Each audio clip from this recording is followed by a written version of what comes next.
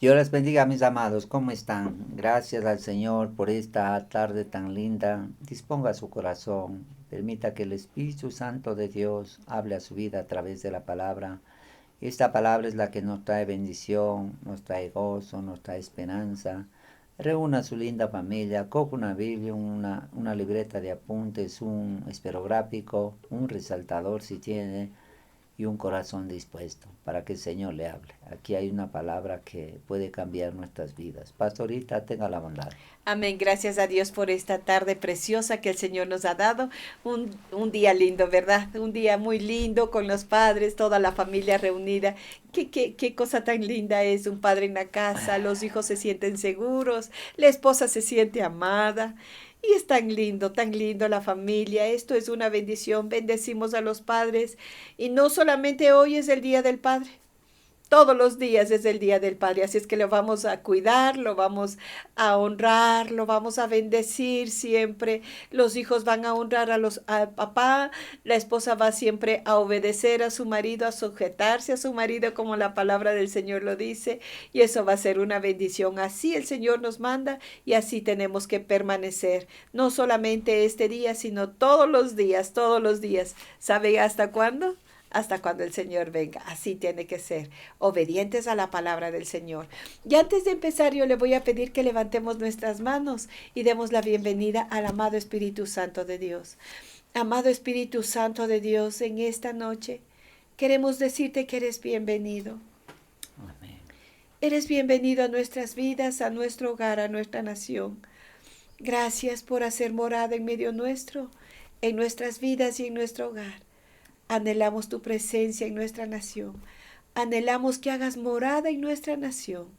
Gracias te damos por todo, te alabamos y te bendecimos. Recibe la gloria y la honra en el nombre precioso y santo de Cristo Jesús. Amén. Amén. Amén. Amén. Amados, vamos a abrir nuestras Biblias en el libro de Mateo capítulo 23 y vamos a leer desde el verso número 18 hasta el 26. Mateo 23 del 18 hasta el número 26. Pastorita, por favor, ayúdenos con ese pasaje leyendo. Amén. La palabra del Señor la leemos en el nombre del Padre y del Hijo y del Espíritu Santo. También decís, si alguno jura por el altar, no es nada. Pero si alguno jura por la ofrenda que está sobre el altar, es deudor. Necios y ciegos. Porque, ¿cuál es mayor, la ofrenda o el altar que santifica la ofrenda? Pues el que jura por el altar, jura por él, y por todo lo que está sobre él. Y el que jura por el templo, jura por él y por el que lo habita. Y el que jura por el cielo, jura por el trono de Dios y por aquel que está sentado en él. Ay de vosotros, escribas y fariseos, hipócritas, porque diezman la menta y el eneldo y el comino, y dejáis lo más importante de la ley, la justicia, la misericordia y la fe. Esto era necesario hacer sin dejar de hacer aquello. Guías ciegos, que coláis el mosquito y tragáis el camello. Ay de vosotros, escribas y fariseos hipócritas, porque limpiáis lo de afuera del vaso y del plato, pero por dentro estáis llenos de robo y de injusticia. Fariseos ciegos, limpia primero lo de adentro del vaso y del plato, para que también lo de afuera sea limpio. ¿Sigo? Ay de Hasta el vosotros, 26. ay de vosotros, escribas y fariseos hipócritas, porque sois semejantes a sepulcros blanqueados, que por fuera a la verdad se muestran hermosos, mas por dentro están llenos de huesos de muertos y de toda inmundicia. Así también vosotros por fuera, a la verdad os mostráis justos a los hombres, pero por dentro estáis llenos de hipocresía e iniquidad. Hasta ahí. Oremos, hermanos. Señor, en esta tarde tan linda venimos para agradecerte por este día. Gracias, Señor, por cada familia que ha podido honrar a sus padres. Gracias por cada padre. Desde el más joven hasta el más adulto, bendecimos sus vidas. Que ellos tengan el carácter de Cristo, la sabiduría del cielo, la fe de Abraham, la santidad de José, el corazón de David, la sabiduría de Salomón y sobre todo el carácter de Cristo, para que ellos puedan ser bendición a sus hogares. Muchas gracias, Señor. Hoy, Señor, venimos para agradecerte porque Jesús va a morir por nosotros en la cruz del Calvario, para darnos salvación, para darnos liberación, para darnos sanidad y prosperidad. Hoy te alabamos, Señor, porque eres el creador del universo, creador de cielo y tierra. Bendecimos al Rey de Reyes, al Señor de Señores, al Hacedor de maravillas. Qué bueno eres, Señor. Nos gozamos de estar en tu divina presencia. En tu presencia hay plenitud de gozo, Señor. En tu presencia disfrutamos, Señor. Recibe la gloria, recibe la honra, recibe la adoración y la alabanza. Muchas gracias, Señor. Toda gloria es para ti. Hoy levantamos nuestras manos para adorar al Padre, al Hijo y al Espíritu Santo. Señor, nos conectamos con el cielo, nos rendimos a Dios y pedimos, Señor, que tú nos ayudes, amado Espíritu Santo, a adorar. El Padre está buscando adoradores en espíritu y en verdad. Queremos ser esos adoradores. Ayúdanos, Señor. Te necesitamos con la vida. Te necesitamos, Señor, con todo nuestro corazón. Y te suplicamos, Señor, un milagro. Eres santo, santo, santo, eterno, bueno, nunca cambias. Todo lo conoces, todo lo puedes. Estás en todo lugar. Ayúdanos, Señor, a perseverar en tus caminos, a ser fieles, Señor. Padre mío, oramos por Ecuador, ten misericordia de Ecuador, perdona el pecado de la nación. Pecamos, hicimos lo malo, Señor. Dañamos la vida de 2 presidentes, Señor. Derramamos sangre inocente. Eso nos ha traído juicio, Señor. Ten misericordia de nosotros, Señor. Perdona nuestro pecado. Hoy aplicamos la preciosa sangre de Cristo, el poder de la resurrección que levantó a Jesús de la muerte, y te suplicamos misericordia, misericordia, misericordia, Señor. Haz un milagro con nosotros, Señor. Haz un milagro, Señor, en nuestras vidas y en nuestra nación. Muchas gracias, Señor. La honra y la gloria es para ti. El honor y la alabanza es para ti. Oramos para que tu Santo Espíritu habite en Ecuador y cada ecuatoriano reconozca a Jesús como su Señor y Salvador. Oramos por nuestro presidente Guillermo Lazo. Dale sabiduría, dale la salud del cielo. Y envío la palabra de sanidad, la palabra de bendición. Y te ruego, Señor, que tú hagas un milagro de lo alto, Señor, un milagro del cielo, Señor. Que tu gracia y tu favor nos acompañe, tu gracia y tu favor repose con nosotros. Tu gracia y tu favor, Señor, repose en nuestra nación, Señor. Gracias te damos, Señor. Bendecimos la agricultura, bendecimos los campos de Ecuador. Que cada lugar que está sin cultivarse se cultive y reciban, Señor, los agricultores una cosecha a 100 por 1, a 100 por 1. Bendecimos los campos, Señor, de Ecuador, y bendecimos la agricultura de Ecuador. Amén, que podamos Señor, tener todas las cosechas hasta para exportar los mejores productos, Señor, y que eso traiga ingresos al país, Señor. Amén, bendecimos Israel, Señor. Oramos por la paz de Jerusalén. Oramos por su gente, por su territorio, bendito Señor. Sean guardados y prosperados en todo, Señor. Bendito en todo, Señor. Oramos por la paz de Jerusalén. Amén, bendecimos desde Ecuador a Israel. Con todo nuestro corazón les bendecimos. Sean prosperados, sean guardados, sean benditos, Señor. En el nombre de Jesús de Nazaret. Atamos, Señor, y encadenamos al hombre fuerte de Estados Unidos. Lo callamos y lo sacamos, Señor. Todo espíritu inmundo que está quitando la paz de esta nación lo retiramos. Todo plan que el diablo tenga para dañar Estados Unidos, yo lo desbarato, yo lo deshago, yo lo destruyo. Y amén, en el nombre de Jesús de Nazaret, bendecimos sus vidas, Señor. Bendecimos su nación. Oramos por los directivos de YouTube, de Facebook, de Zoom, que nos están ayudando a transmitir esta señal. Los bendecimos, Señor. Amén. Guárdales y líbrales del mal, que sean prosperados sus hogares, su salud, sus finanzas, su vida espiritual. Que ellos, Señor, se acerquen a Dios y tú les bendigas y les prosperes, Señor. Amado Espíritu Santo, eres bienvenido a esta reunión. Danos tu bendición y tu consejo. Amén, y que Jesús, podamos ser diligentes en buscar al Señor con todo nuestro corazón. En el nombre de Jesús de Nazaret, el nombre que es sobre todo nombre. Amén. Amén y amén. Gracias al Señor, mis amados. En esta hora vamos nosotros a tomar atención a este tiempo y espero que usted guarde esta palabra en su corazón porque esto puede bendecir grandemente su vida. Hemos estado trabajando en el capítulo 23 del libro de Mateo. Y aquí el Señor hace una denuncia en contra de estos escribas y fariseos. Recordarán, hermanos, que los escribas eran los que interpretaban la ley. Rescataban todas las leyes del Antiguo Testamento y las exhibían al pueblo para que las cumplan. Pero anexaban otras leyes y ellos no cumplían, dice, ni con un dedo. Son guardadores de esa ley. Los fariseos eran celosos guardadores de la ley. Ellos chismaban de la menta, del comino, del eneldo, dice la palabra del Señor.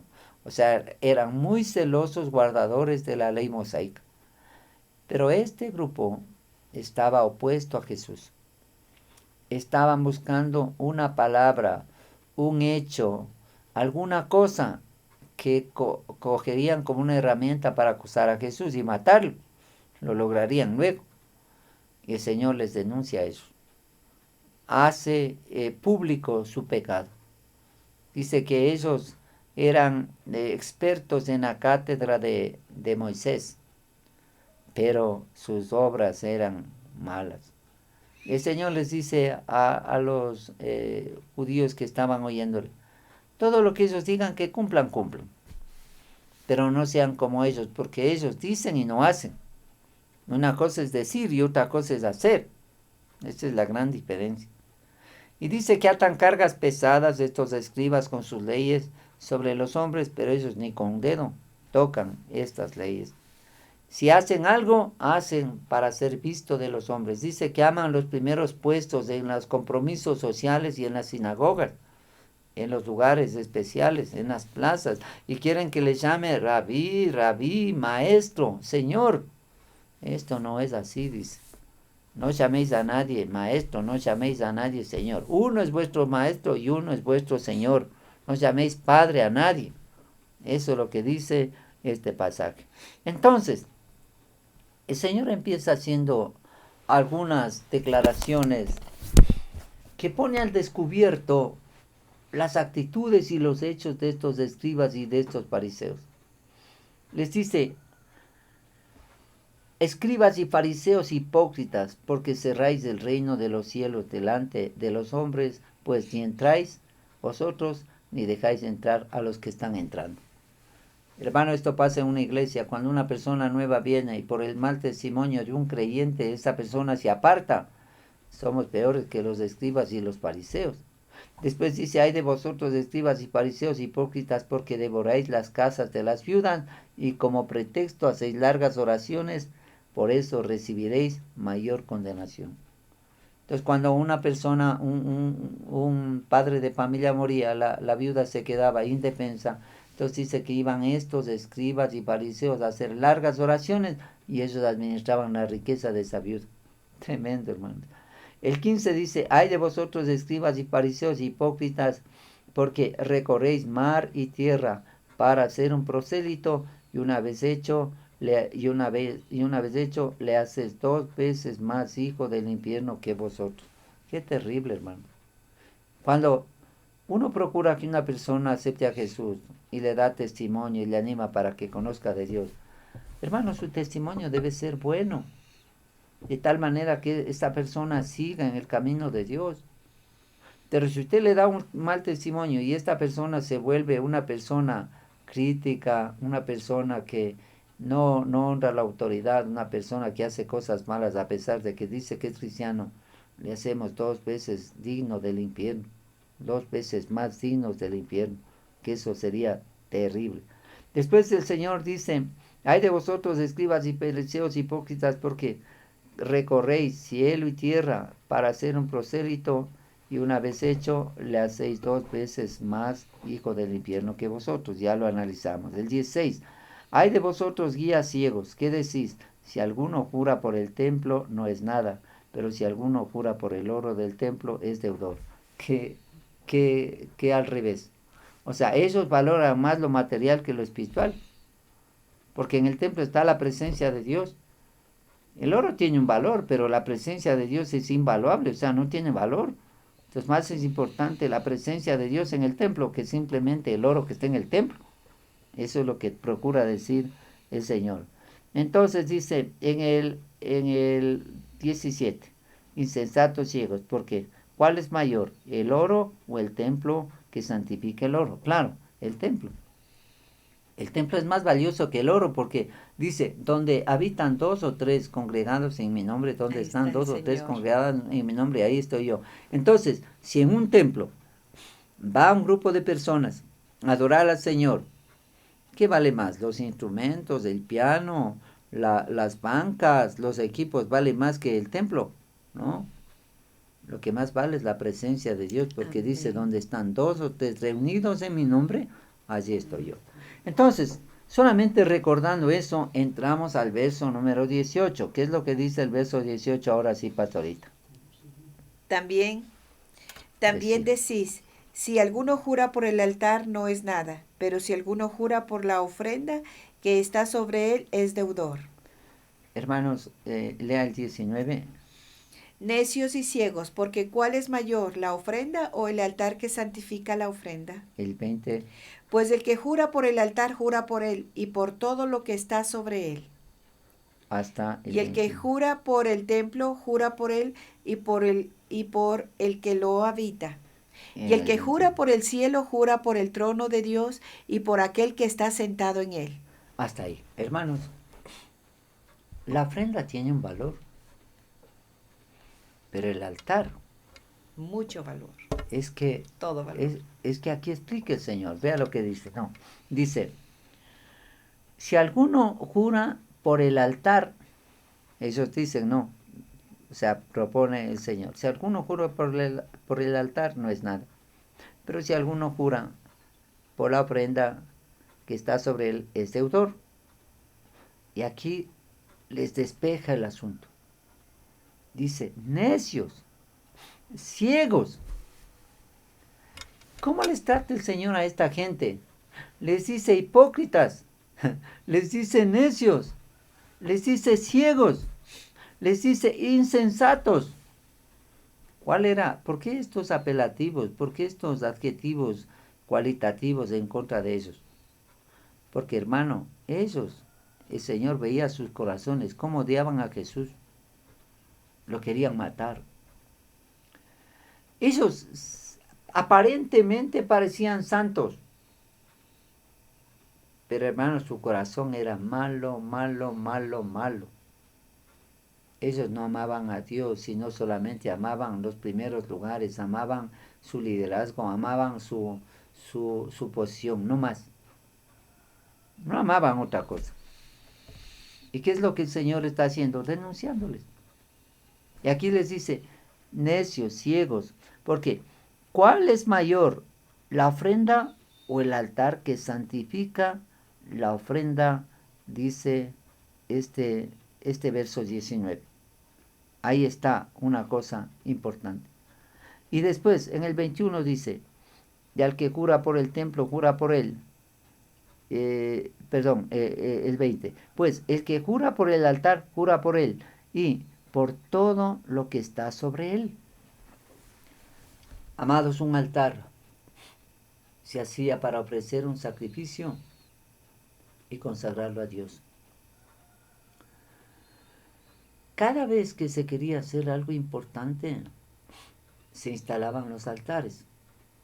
Le voy a poner en referencia. Por ejemplo, Abel. Cuando Abel viene a ofrecer el sacrificio, veamos, pastorita, en el libro de Génesis.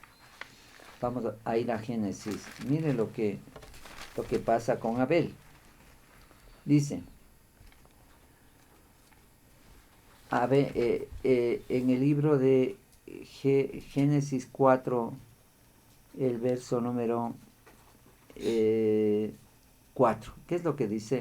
Y Abel trajo también de los primogénitos de sus ovejas, de lo más gordo de ellas, y miró Jehová con agrado a Abel y a su ofrenda. Hermanos, ¿cómo ofreció Abel la ofrenda al Señor?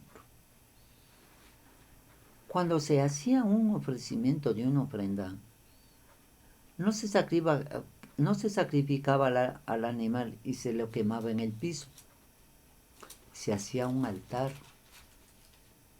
El altar era como una especie de estructura que elevaba a la ofrenda a otro nivel. No podía una persona que ofrecía una ofrenda simplemente degollar el animal en la tierra y en la tierra quemarle.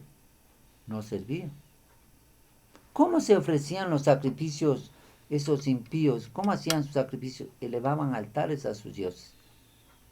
Y ahí aún hacían sacrificios humanos. Quemaban ahí. Satanás, hermano, tiene ese concepto de hacer como un altar. Mucho más los seres humanos para hacer un altar delante del Señor. ¿Por qué? Porque cuando hicieron, por ejemplo, el tabernáculo, había un altar y ahí se ofrecían los sacrificios. No era en el piso. Cuando Abel ofrece el sacrificio al Señor, fue en un altar.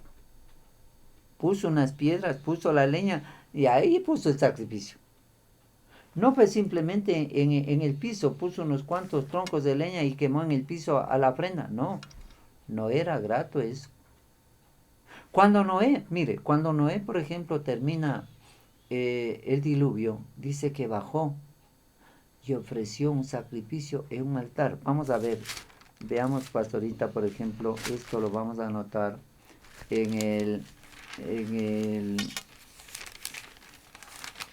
Génesis 8:20. ¿Qué es lo que dice en el 8:20? Y edificó Noé un altar a Jehová, y tomó de todo animal limpio y de toda ave limpia, y ofreció holocausto en el altar. El 21. Y percibió Jehová olor grato, y dijo Jehová en su corazón: No volveré más a maldecir la tierra por causa del hombre, porque el intento del corazón del hombre es malo desde su juventud, ni volveré más a destruir todo ser viviente, Como como lo he he hecho hecho. hasta ahí. Entonces, hermanos, ¿cómo se ofrecían los sacrificios en el Antiguo Testamento? En un altar. En un altar. Abel hizo altar y ofreció al Señor el mejor corderito. Noé hace altar y ofrece, hermanos, lo mejor al Señor como un sacrificio. Y dice, y percibió Jehová olor grato. Yo no sé, hermanos, si alguna vez usted ha participado con las familias, hacen una parrillada. ¿Qué es lo que hacen en esa parrillada? Así. Por ejemplo, la carne, las grosuras que se asan ahí, no la asan en el piso. No ponen unos cuantos carbones y en el piso lo asan, no. Tienen una parrilla alta. Ahí ponen el carbón y ponen la carne. Y cuando usted nota que ya empieza eso a cocerse, a asarse, Se le vira. usted huele, ¿no? Se le vira y todo para que huela bien, Y huele le rico. alinea y huele rico, ¿no es cierto? Y la Ya. leña también huele rico. ¿Qué es lo que pasó, por ejemplo, con Abraham e Isaac? ¿Abraham le iba a cortar el cuello en el piso? No. Vayamos y un veamos, altar. pastorita, porque esto es importante. En el mismo libro de Génesis, leamos ahora este pasaje. Génesis, en el capítulo número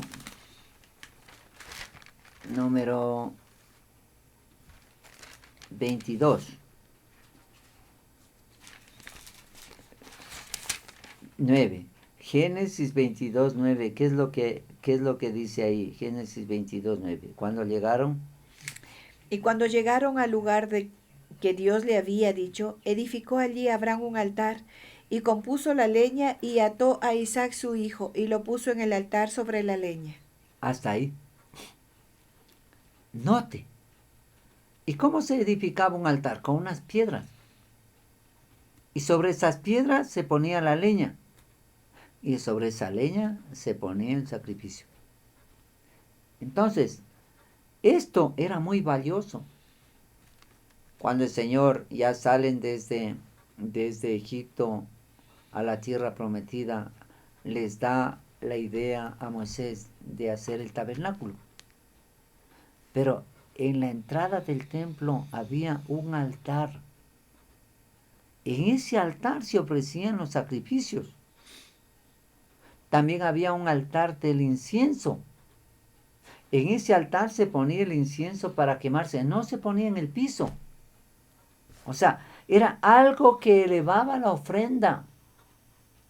Y en ese altar, opuesto el sacrificio, ese sacrificio era santificado. ¿A través de qué? A través de este acto de fe que se ponía en el altar. Cuando, por ejemplo, fue consagrado el templo del Señor en la época de Salomón, dice que levantó altares y ofreció sacrificio al Señor. Miles de ovejas, de bueyes, de corderos ofrecidos al Señor en el altar. Hubieron varios altares porque se ofrecieron miles de sacrificios. ¿Y qué pasó ahí? La presencia de Dios descendió. Era tan poderoso esto, hermano. Era tan importante el altar. No lo hacían en el piso porque ¿qué pasaba? Por ejemplo, si cogían una ovejita, la cortaban el cuello, le sacaban la sangre y le quemaban en el piso, se revolcaba eso. O sea, estaba muy indecente eso. Entonces la ofrenda se ofrecían en los altares. Esto es lo que hizo Jezabel. Hizo altares para este dios Baal, para la diosa Acera. Eso le indignó a Dios. Porque el diablo también quiere que le elevemos altares para recibir adoración, cosa que nunca se debería hacer. Satanás, hermano, quería que Jesús adore a Satanás. Si postrado me adoras, yo te daré todos los reinos de esta tierra, porque a mí me ha sido dado. Mentiroso, si no es nada de él. Pero la palabra del Señor revela que en los altares se ofrecían los sacrificios. ¿Y qué es lo que santificaba el sacrificio? El altar. ¿Qué es lo que santificaba el oro del templo? El templo. Y usted dirá, ¿por qué? Porque Dios miraba con agrado esos sacrificios que hacía Abel, hacía Noé, hacía Abraham, por el corazón que ellos tenían. Pero ese altar santificaba el sacrificio y ese templo santificaba el oro. Y ellos decían, no, aquí más vale el sacrificio que el altar, o más vale el oro que el templo. No. El sacrificio es santificado por el altar y el oro es santificado por el templo, porque en el templo está la presencia de Dios. Amén. Cuando usted entiende esa verdad, notará que todo cambia. Pero hay gente, hermanos, que valora más lo material que lo espiritual, porque aquí el hecho de hacer un altar es un asunto espiritual. El hecho de ir al templo es un asunto espiritual. Es cierto que es un lugar donde hay paredes, puertas, ventanas y un techo. Pero ahí se reúne la gente para adorar al Rey de Reyes, al Señor de Señores. Ese lugar se vuelve especial. Cuando un lugar es consagrado para ser casa de Dios y puerta del cielo, donde se reúne la gente para escuchar la palabra y adorar al Señor, alabar al Señor, agradecer al Señor, dice, ahí estoy yo, en medio de dos o tres que se reúnen en mi nombre. Qué maravilloso. Ahí están, hermano, sus ojos abiertos. Qué lindo, hermano. Mire, cuando por ejemplo los sacerdotes entraban al templo y ofrecían en el templo el incienso, descendía la presencia de Dios. Y había que tener cuidado. Y usted dice, ¿por qué? Porque un sacerdote cuando entraba allá en el templo, luego pasaba al lugar santísimo, ahí estaba la misma presencia de Dios. Y si este sacerdote entraba con una vida de pecado, moría. Pero nadie podía entrar a sacarle de comedido. El que entraba a sacarle de comedido moría. ¿Qué tenían que hacer? Le amarraban una cuerda atada a su tobillo de su pie. Y había una túnica que tenía unas campanitas. Mientras el sacerdote ministraba en el lugar santísimo, en la presencia del Señor, la gente afuera escuchaba las campanitas. ¿Por qué? Porque el sacerdote estaba ministrando al Señor y las campanitas sonaban porque se movían. Quiere decir que todavía estaba vivo. Si ya no sonaban las campanas, había muerto. ¿Será tan serio el templo? Porque ahí habitaba la presencia de Dios en el lugar santísimo. Pero el Señor les hace notar, ¿no? Ellos valoran más el sacrificio que el altar. y el oro que el templo. Somos así de humanos. Más valoramos lo material que lo espiritual. Y aquí, hermanos, regresamos a lo que hemos estado estudiando en la mañana, el tema de que este hombre, Esaú, vendió la primogenitura por un plato de lentejas.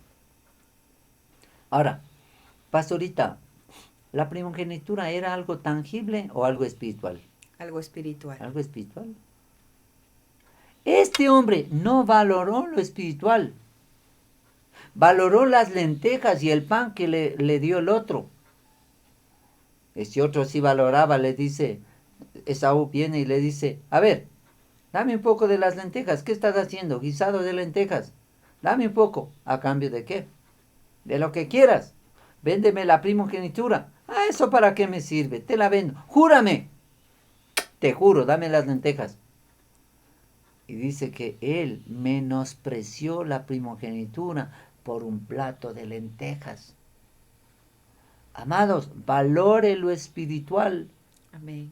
No tomen poco las cosas espirituales. Las cosas espirituales son eternas. La presencia de Dios en el templo vale más que el oro.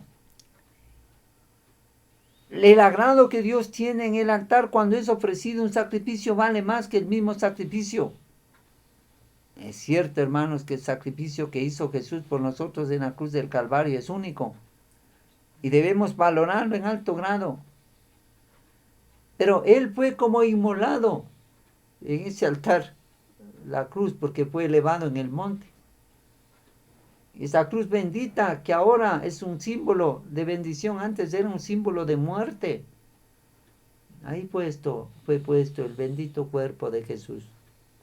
Elevado. No le dañaron la vida a Jesús en la tierra. O sea, no le crucificaron en el piso. No le clavaron las manos y los pies en tierra. No, le elevaron. Como un altar fue puesto Jesús en un altar para ser ofrecido Jesús. Eso vio Dios y lo tomó con mucha atención. Y por eso diría en el bautismo de Juan, este es mi Hijo amado, en quien tengo complacencia. En la transfiguración, este es mi Hijo amado, a él oíd. Dios mío, ¿por qué me has abandonado? Estaba en el altar del sufrimiento Jesús, entregando su vida a favor de la humanidad. Era poderoso, hermano. Por eso aquí el Señor hace referencia al altar. El altar tenía valor, el templo tenía valor, más que el oro y más que el sacrificio, según plantea aquí. Claro está que el sacrificio de Jesús es único, pero Él fue ofrecido en un altar, ese altar fue la cruz. Eso fue tremendo, hermano, fue tremendo. Entonces, si volvemos a leer, dice, no, desde el 20, pues el que jura por el altar, jura por él y por todo lo que está sobre él, y el que jura por el templo, jura por él y por todo lo que él habita. Vamos al 22, pastorita, leamos Mateo 23, 22. Tenga la bondad. Mateo 23, 22. ¿Qué es lo que dice? Y el que jura por el cielo, jura por el trono de Dios y por aquel que está sentado en él. Aquí quedémonos un ratito. Cuando uno dice, mire, hay gente que dice, te juro por Dios. Nunca haga eso porque no está recomendado hacer eso. Pero hermano, si usted jura por Dios, Terrible. es tremendo.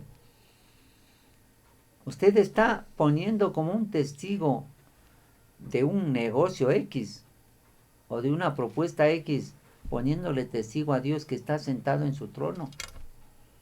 Tenga reverencia a Dios, tenga temor de Dios. Este no es un asunto cualquiera. Esta gente estaba exponiéndose a un juicio porque estaba menospreciando la presencia de Dios. Estaba menospreciando al que está sentado en el trono. Dios no es una persona cualquiera, no. Él es el creador del universo, es su creador, es su Señor. Téngale respeto, téngale honra. Amén. Dele adoración, dele alabanza, dele gracias. Pero usted puede empezar a menospreciar a Dios o a ser tan familiar con Dios que dice, no, a mí no me importa. Ay, te juro, por Dios. No, no tomarás el nombre de Dios en vano, dice, porque no dará por inocente al que tomare el nombre de Dios en vano. Muy serio. Entonces aquí el Señor les dice que el altar tiene un valor, el templo tiene un valor, más que el oro y más que la ofrenda, más que una cosa que se ofrece ahí, un corderito, una ave, más que eso. Eso, o sea, eso es santificado por el altar y el oro es santificado por el templo, porque ahí está la presencia de Dios. Y en el altar, cuando se eleva un altar al Señor, ahí está Dios presente. Porque dice que cuando Noé ofreció los sacrificios, dice, y olió el Señor y ve un olor fragante delante de él. Amado, debemos tener mucho cuidado en cómo nos dirigimos a Dios.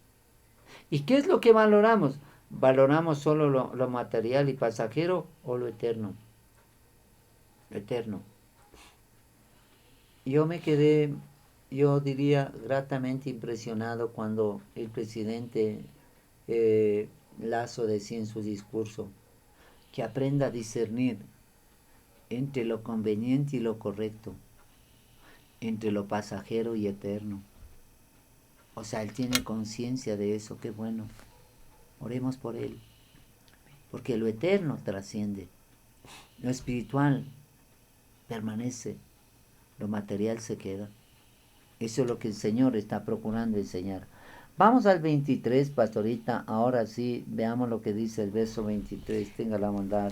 Ay de vosotros, escribas y fariseos hipócritas, porque diezmáis de la menta y el eneldo y el comino, y dejáis lo más importante de la ley, la justicia, la misericordia y la fe. Esto era necesario hacer sin dejar de hacer aquello. Aquí llegamos a un pasaje único, hermano. Vamos a analizarlo con un poquito de detenimiento porque aquí hay una riqueza que no tiene idea. Una riqueza extraordinaria. Dice, hay de vosotros escribas y fariseos hipócritas. De nuevo, hermano, les dice, ustedes fingen, ustedes tienen una máscara. Por adentro piensan una cosa y por afuera están sonriendo. El Señor les va a denunciar aquí, saca a flote todo. Entonces les dice, porque diezmáis la menta y el eneldo y el comino. Analicemos un poquito esto para que usted pueda entenderlo. Esto nos va a ayudar. El diezmo tenía que ser pagado por todo el producto del grano. Pastorita, leamos por ejemplo Deuteronomio 14:22. ¿Qué es lo que dice Deuteronomio 14:22? Tenga la bondad. Deuteronomio 14:22. Indefectiblemente diezmarás todo el producto del grano que rindiere tu campo cada año. El 23. Y comerás delante de Jehová tu Dios en el lugar que él escogiere para poner allí su nombre, el diezmo de tu grano, de tu vino, de tu aceite, y las primicias de tus manadas y de tus ganados, para que aprendas a temer a Jehová tu Dios todos los días. Tremendo. Este era un mandato dado por Dios en el libro de Deuteronomio. Dice, indefectiblemente diezmarás. Analicemos esto en otra versión. Pastorita, ayúdeme a buscar, por favor, el libro de Deuteronomio 14, 22. Veamos en esta versión para que usted pueda entender mejor, porque eso nos afirma a nosotros. Deuteronomio 14, 22.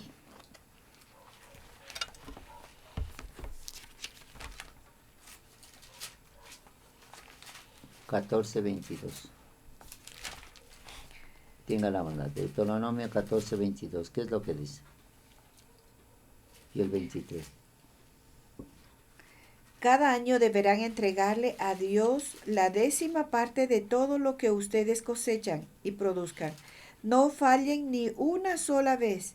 Entregarán la 10ª parte del grano que cosechen y la 10ª parte del vino y el aceite que preparen. También le darán a Dios todas las primeras crías que hayan tenido sus vacas y ovejas. Hasta ahí. Mire, aquí dice, en esta parte me hace pensar, dice, no fallen ni una sola vez. O sea, esta orden del diezmo era una cosa que usted no lo podía dejar de hacer. Dice, no fallen ni una sola vez. Le voy a leer en otra versión, vea lo que dice. Aparta la 10ª parte de todas tus cosechas cada año. Comerás esa 10ª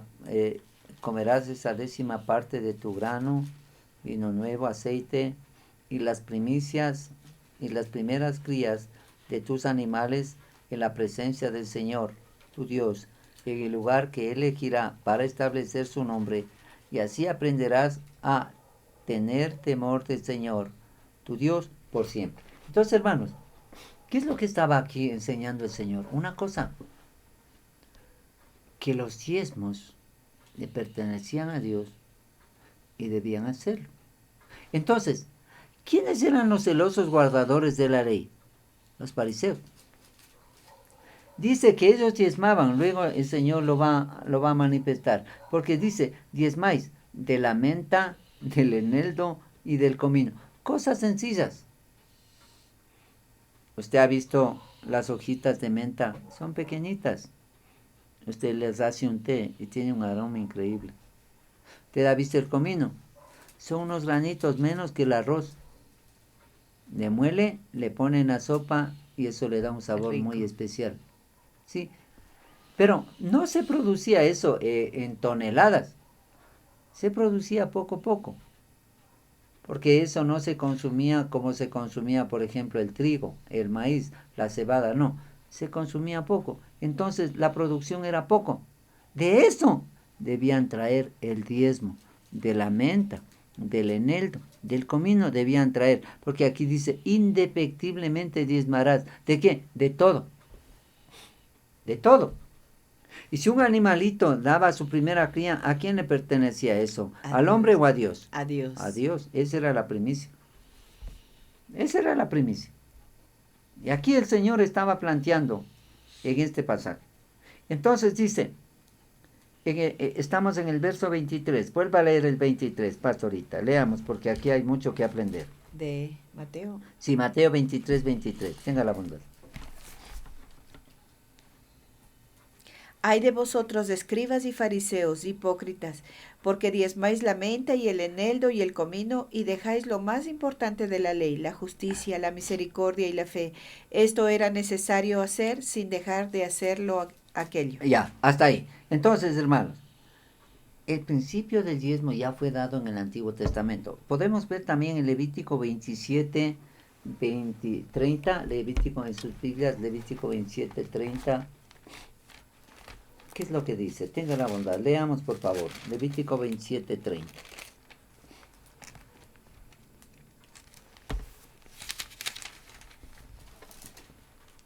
Y el diezmo de la tierra, así de la simiente de la tierra como del fruto de los árboles de Jehová es cosa dedicada a Jehová. ¿Qué cosas? Es cosa dedicada a Jehová. Entonces, el diezmo de la tierra, así de la simiente de la tierra como del fruto de los árboles, es de Jehová. De Jehová es cosa dedicada a Jehová. Bueno, hasta ahí estamos, ¿no es cierto? Déjeme completar este pensamiento. Estas pequeñas plantas, hablando ya de la menta, el eneldo y el comino, dice, estas pequeñas plantas aromáticas, la menta, el eneldo y el comino, muestran la escrupulosa conciencia de los fariseos, siendo bienes susceptibles de comercialización. El Talmud habla del asno de un cierto rabí que había sido tan bien instruido que rehusaba grano, que no hubiera sido aún diezmado. Mire, o sea, le enseñaban a un burro a comer grano solamente de ese grano que había sido dado el diezmo. El otro grano no comía. Qué especial, ¿no? O sea, que decían el burro que o sea, que, por ejemplo, si había 10 quintales de trigo, el burro comía, sí, solamente de los 9 quintales, porque si estaban 10, quería decir que todavía no había diezmado. Entonces el burro identificaba si ya había diezmado el dueño o no había diezmado. Imagínense, no comía. el burro tenía discernimiento. Él no comía si no habían diezmado primero, comía cuando ya habían diezmado. Se ponía a pensar, o sea, hasta el burro identifica. Pónganse a pensar lo que cuenta aquí. Admirable. ¿Sí? Esto hacían los escribas y fariseos como celosamente. Celosamente. Entonces, en el Antiguo Testamento había este principio, el diezmo.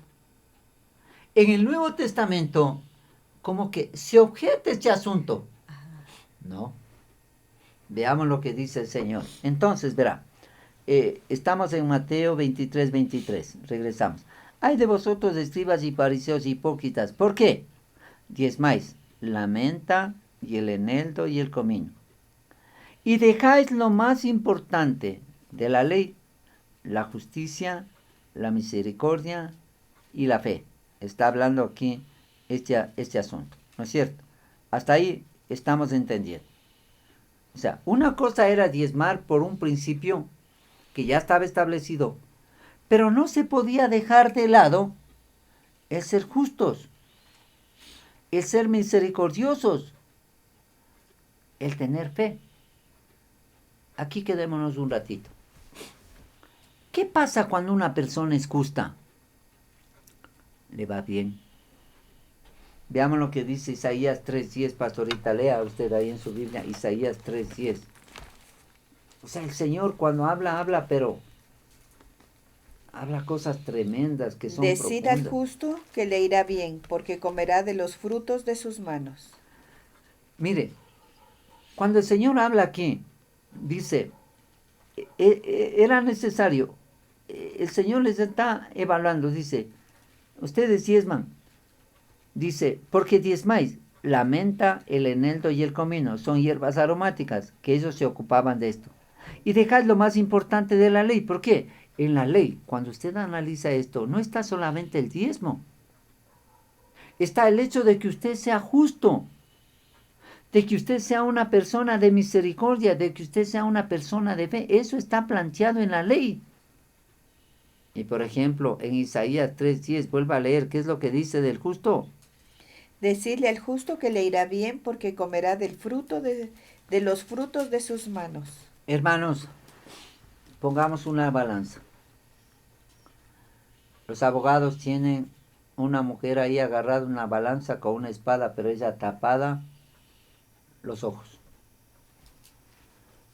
Cuando la balanza pesa más lo malo, la ley debe sentenciar a ese malo. Y sea quien sea, ¿por qué está con los ojos vendados? Porque la justicia es para todos. No es que al rico que hizo lo malo le absuelven y al pobre que hizo lo malo le condenan, no. La ley está ahí con la espada. Si se da cuenta que el rico falló porque la balanza pesan sus malos actos, debe recibir juicio. Y si el pobre pesan más los malos actos, debe recibir juicio. No es que al rico que tiene plata le justifican su pecado y al pobre que no tiene plata le acusan de su pecado y le sentencian por su pecado. No, aquí hermano, la ley es para todos. No se ve estatus social, no se ve educación, no se ve si es rico y si es pobre. La ley es para todos. Si hizo mal, la paga. A eso se refiere. Un justo es una persona que procura hacer las cosas rectamente. Jesús, hermano, fue calificado como justo. Cuando este hombre Pilatos va a sentenciar a Jesús, ¿qué es lo que pasa? Él dice, se lava las manos, soy inocente de la sangre de este justo. Él, un gobernante que había sentenciado a muchos, porque él sabía lo que era el proceso de la crucifixión, él era un romano. dice, soy inocente de la sangre de este justo. Él vio en Jesús que era un hombre justo. Yo creo que solamente mirando a los ojos, tenía un ojo de discernimiento, este Pilatos había sentenciado a tantos reos, que por eso escoge y pone delante al pueblo, les dice, a ver, ¿a quiénes van a escoger? ¿A Barrabás o a Jesús? Él suponía que esta gente iba a escoger a Jesús, porque él sí era bueno, y que ponía delante a Barrabás para que disciernan, para que se den cuenta que aquí hay un injusto y un justo.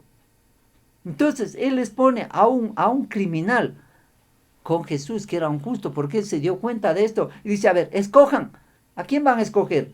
¿A Jesús o a Barrabás? Esos ciegos, hermano, escogen ¿a quién? A Barrabás. ¿Y qué hago con Cristo? Crucifícale. Yo soy inocente de la sangre de este justo, yo no tengo nada que ver. Pues él identificó que Jesús era justo. Amados, la justicia es lo que le agrada a Dios.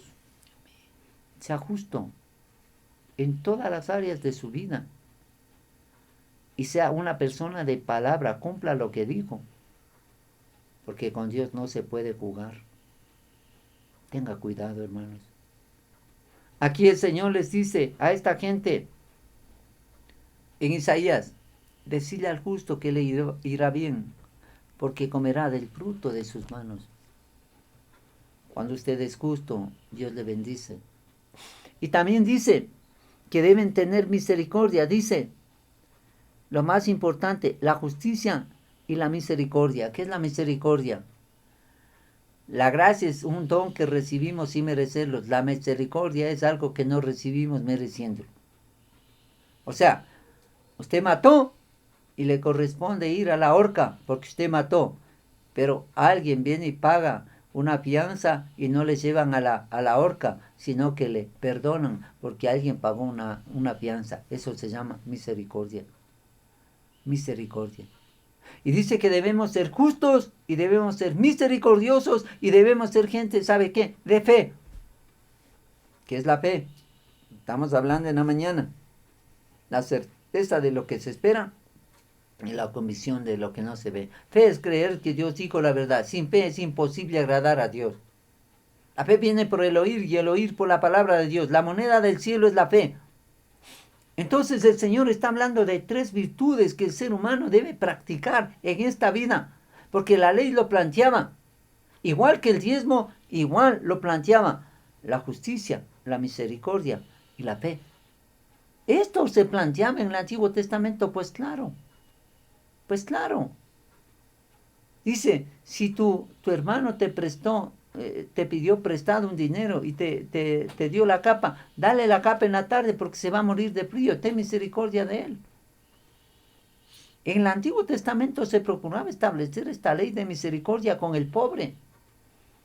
Si el pobre tiene necesidad, dale, porque él es tu hermano.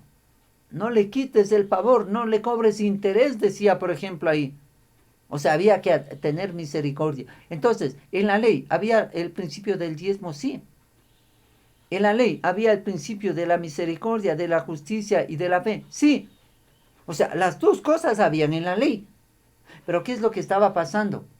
Ahora, estos fariseos se habían sentado en diezmar la menta, el eneldo y el comino. Para ellos eso era más importante que ser justos. Era más importante que ser misericordiosos. Era más importante que ser hombres de fe. Hacer de diezmar la menta, el eneldo y el comino.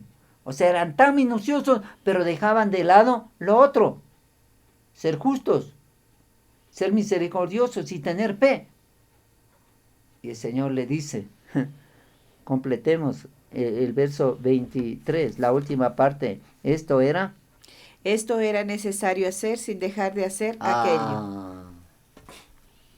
Aquí, hermanos, se desarma todo argumento sobre el tema del cuestionamiento del diezmo. El Señor dice, hay que diezmar y hay que ser justos, hay que ser misericordiosos y hay que ser gente de fe. No les dice, a ver, ya no diezmen de la menta, ya no diezmen del eneldo, ya no diezmen del comino, ya no. Sino solamente sean justos, misericordiosos y hombres de fe. No dice así. Y cualquier persona que empiece a hablar en contra del diezmo, diciendo que eso fue para el Antiguo Testamento, aquí se desbarata todo. Porque el Señor dice, diezmen, pero también sean justos, misericordiosos y sean gente de fe. Esto ya se había planteado en el Antiguo y el Señor no dice, ahora dejen de diezmar y solamente sean justos, sean misericordiosos, sean gente de fe. Toda esta persona que habla mal en contra del diezmo en el tiempo presente, analice este pasaje. Si usted sabe leer con un poquito de cuidado, dése cuenta lo que aquí dice. El Señor no está retirando el diezmo, porque hermanos, ¿con qué se iban a mantener los levitas o los sacerdotes de la época? Dígame, ¿con qué? Si ellos, cuando fueron asignados todos las 11 tribus, un territorio, a los levitas no les dio territorio. El Señor dijo, yo soy vuestra herencia. ¿Y cómo sostendría el Señor a los levitas y a los sacerdotes? A través de los diezmos de las 11 tribus. Entonces, esa era la mecánica, la dinámica económica de Dios, las finanzas de Dios. Dice, a ver, los 11 trabajan, los 11 siembran y cosechan, pero estos están dedicados al servicio de Dios. Ustedes les diezman todos para que les sostengan. Porque ellos no podían cultivar, no podían criar ovejas, no podían ser zapateros, carpinteros, no podían hacer nada. Solo dedicados a las cosas de Dios. Ustedes tienen que sostenerles. Los 11 les doy tierras, les doy ganado, les doy sembríos, todo. Saquen la 10ª parte y ayuden a estos que están sirviendo para lo espiritual. Y el Señor dice aquí, era necesario diezmar sin dejar aparte la justicia, la misericordia y la fe. Hermano, no hay ningún argumento que usted pueda refutar a los principios de ser fieles al Señor. Amén. Con el diezmo en la frente en el tiempo presente. Ahí está. Ahí está muy clarito. Y hay gente que habla y le da la vuelta, que sí, que no. No, el Señor hubiera dicho, ya no diezmen del eneldo, ya no diezmen de la menta, ya no diezmen del comino. Verá que eran cosas pequeñas. Tienen que diezmar, pero también tienen que ser justos. Tienen que ser misericordiosos y tienen que ser gente de fe. Esto es lo que acaba de decir. Si usted no le toma atención a eso, ya es problema suyo. Ya es un asunto suyo. Y termina diciendo, hermanos, Jesús no condena el diezmo. Lo que sí condena es hacerlo en tanto que se descuida lo otro, la justicia, la misericordia y la fe. O sea, ustedes diezman, pero no son justos, no sirve su diezmo. Ustedes diezman, pero no son misericordiosos, su diezmo no tiene tanto valor. Ustedes diezman, pero no tienen fe. No pasa nada, hermano. Que Dios nos ayude. Hermanos, la palabra es muy clara cuando la analicemos con un poquito de detenimiento. Nos damos cuenta, hermanos, lo que el Señor está procurando el Señor. Dios nos ayude. Si usted no conoce a Cristo, vuelva hacia Dios, Él le ama, Él quiere hacer un milagro en su vida. Pastorita, el tiempo ha volado rápido, ayúdenos. Hay personas que no conocen a Cristo, guíeles para que conozcan a Jesús. Y para terminar luego la reunión. Amén. Gracias a Dios. Gracias a Dios por su palabra. Gracias a Dios. Su palabra siempre está lista para bendecirnos. Y el diezmo es una parte de eso, es una parte muy importante. No dejemos de hacer nada de lo que la palabra del Señor nos manda. Tenemos que nosotros bendecir, tenemos que ayudar, tenemos que hacer todas las cosas como el Señor nos manda. Y eso nos va a traer bendición a nuestras vidas. Gracias a Dios por su palabra. Yo le voy a pedir a usted que cierre sus ojos y repita esta oración con todo su corazón. Repítalo, Señor Jesús. Señor Jesús. Yo te pido en este momento que me perdones todos mis pecados. Que me perdones todos mis pecados. Toda la maldad de mi corazón. Toda la maldad de mi corazón. Límpiame de mi maldad. Límpiame de mis pecados. Con tu preciosa sangre, mi Señor. Yo te ruego que tú entres a mi corazón. Seas mi Padre. Seas mi Señor y mi Salvador. Escribe mi nombre en el libro de la vida. No lo borres nunca. Gracias, mi Señor. En el nombre de Jesús. En el nombre de Jesús. Amén. Amén. Ore por ellos, por favor. Padre, yo vengo delante de ti a bendecir a cada uno de mis hermanos y mis hermanas que hicieron esta oración con todo su corazón. Desde este momento el Señor Jesús ha entrado a sus corazones, a sus vidas. Ya no está solo. Tiene un Dios todopoderoso. Los bendigo, mi Señor, grandemente en el nombre santo de Cristo Jesús. Amén. Amén. Si usted hizo esta oración por la primera vez, haga 4 cosas. Consigue una Biblia, lee un capítulo diario del Evangelio de Juan. Segundo, converse con Dios todos los días en su propio lenguaje y permita que el Señor ministre a su necesidad. Tercero, si usted llega a la normalidad con el permiso del Señor, busque una iglesia cristiana con sana doctrina donde hablen la palabra y ahí establezcase. Y cuarto, cuéntele a otro lo que el Señor empezó a hacer con usted. Esto le va a traer una gran bendición porque esto bendice su vida y la vida de la otra persona. Toda la iglesia tome su mano izquierda de esta manera y vamos a terminar haciendo esta declaración poderosa. Alabado sea el Señor, amén. 10 veces. Comenzamos. La primera. Alabado sea el Señor, amén. Alabado sea el Señor, amén. Alabado sea el Señor, amén. Alabado sea el Señor, amén. Alabado sea el Señor, amén. Alabado sea el Señor, amén. Alabado sea el Señor, amén. Alabado sea el Señor, amén. Alabado sea el Señor, amén. Alabado sea el Señor, amén. Levante sus manos al cielo, agradezca, alabe y adore al Señor. Señor, te agradecemos porque Jesús va a morir por nosotros en la cruz del Calvario. Te alabamos, Señor, porque eres nuestro Creador. Y te adoramos, Señor, porque eres santo, santo, santo, eterno, nunca cambias. Eres el mismo ayer, hoy, por los siglos. Y en este día, Señor, venimos a bendecir a tu pueblo con la salud de lo alto, con las finanzas del cielo, con la bendición en su hogar, la bendición espiritual. Bendecimos Ecuador, bendecimos Israel, bendecimos Estados Unidos y te pedimos que tú hagas un milagro en Ecuador. Ponga su mano derecha en su corazón, levante su mano izquierda al cielo. Señor, yo decreto salud para tu pueblo. Toda enfermedad se seca y muere.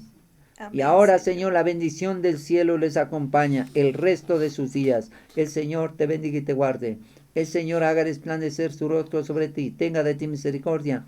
El Señor alce sobre ti su rostro y ponga en ti paz. Padre, yo pongo el nombre de Jehová de los ejércitos. Yo te iré sobre mis hermanos y les bendigo con lo mejor del pan, del vino, del trigo, del aceite, de la salud del cielo. En el nombre de Jesús de Nazaret, el nombre que es sobre todo nombre. Amén. Y amén. Pastorita. Amén. Gracias a Dios por este tiempo precioso que el Señor nos ha dado. Qué lindo están reunidos todos en familia. Gracias a Dios. Este es un tiempo precioso, un día de bendición que el Señor nos ha regalado. Gracias a Dios. Que el Señor le bendiga grandemente. Tenemos, hermano, un anuncio. Este día miércoles comenzamos la convención de varones. 6:30. No se puede perder. Amén. Ayúdenos a distribuir este enlace, porque esto va a ser una bendición. Y las damas están preparando para el mes de julio una reunión de damas. Las fechas son el 16 y 17 de julio. Prepárese, vamos a tener un lindo tiempo. Las mujeres se van a reunir de una manera muy especial. Yo les ruego que usted el 16 de julio a las 7:30 y el 17 de junio, sábado, a las 9 de la mañana. Les esperamos. Amén. Un abrazo para todos, si Dios nos permite, mañana temprano nos vemos. Amén.